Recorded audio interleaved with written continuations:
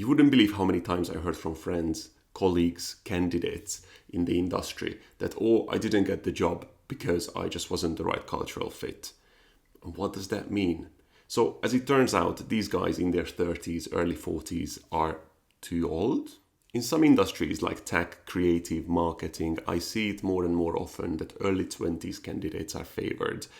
They don't have kids, they don't have much commitments, they don't have a mortgage, and they're less likely to ask for a remote day just because their toddler runs a fever. And they're also less likely to push back and challenge their managers when they don't agree with something. And for some companies, that's just convenient.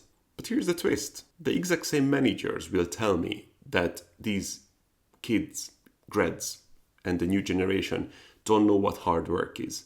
So which one is it? Because you can't have it both ways. Do you want experience and commitment, or you just want someone who won't argue you? And let's stop saying that people in their 30s have settled. They haven't. They just figured out what they actually want. And not everyone is chasing a bigger plane, a promotion, a fancy title. They might just want to be home for dinner at the end of the day. And that is not a weakness, that's clarity.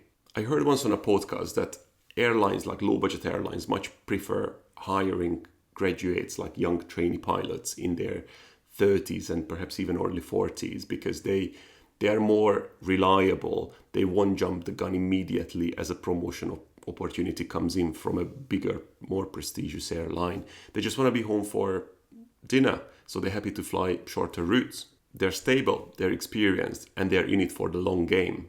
That is not settling, that is value.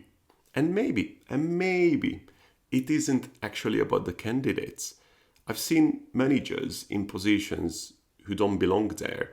And obviously, if you're not a confident leader, you will more likely hire people who won't argue you and easier to manage.